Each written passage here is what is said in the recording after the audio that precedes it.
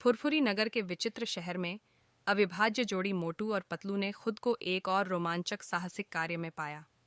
एक दिन समोसे के प्रति अपने अतृप्त प्रेम के कारण मोटू ने एक नया समोसा स्टोर खोजा, जिसमें शहर में सबसे मसालेदार समोसा होने का दावा किया गया था।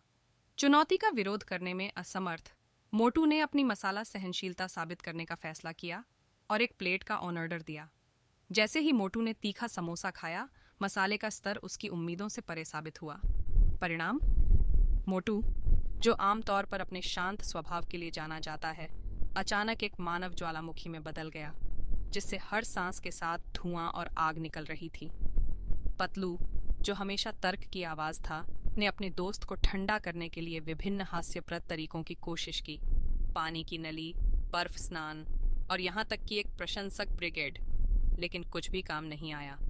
इस हंगामे ने शहर के बेहद विचित्र पुलिस इंस्पेक्टर चिंगम का ध्यान खींचा, जिसने अपनी हस्ताक्षरित टूटी फूटी अंग्रेजी में कहा, हे भगवान, यहाँ क्या हो रहा है।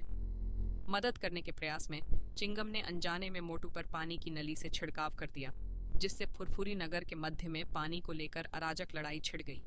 इस बीच शहर का बुद्धिमान बूढ़ा घसीटा राम एक रहस्यमय मिश्रण लेकर पहुंचा, जिसके बारे में उसका दावा था कि यह मसाले को बेअसर कर देगा। हालांकि मोटू और पतलू होने के कारण चीजों ने अप्रत्याशित मोड़ ले लिया। औषधि एक अस्थायी अदृश्य सीरम बन गई, जिससे मोटू हवा में गायब हो गया। अब शहर न केवल एक मसालेदार स्थिति से निपट रहा था, बल्कि एक लुप्त हो रही घटना से भी जूझ रहा था।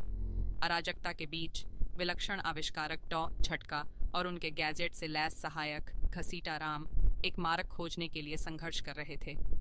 शहर में अफरा तफरी का माहौल था। मोटू की अदृश्य शरारतें हंसी को और बढ़ा रही थीं। एक क्लासिक मोटू पतलू ट्विस्ट में घसीटा राम ने आखिरकार एक मारक दवा तैयार की, जिससे मोटू फिर से दृश्यता में आ गया। फुरफुरी नगर में एक बार की उग्र स्थिति हंसी और सौहार्द के दिन में बदल गई थी। मसाला सहिष्णुता के बारे में अपना सबक सीखने के बाद मोटू अपने पसंदीदा समोसे की दुकान पर लौट आया, लेकिन इस बार उसने हल्के संस्करण का विकल्प चुना। और इसलिए फुरफुरी नगर की सन की दुनिया में मोटू और पतलू की मज़ेदार घटना शहर की हंसी, अप्रत्याशित मोड़ और स्थायी दोस्ती की रंगीन टेपेस्ट्री में एक और अध्याय बन गई, जिसने उनके कारनामों को परिभाषित किया।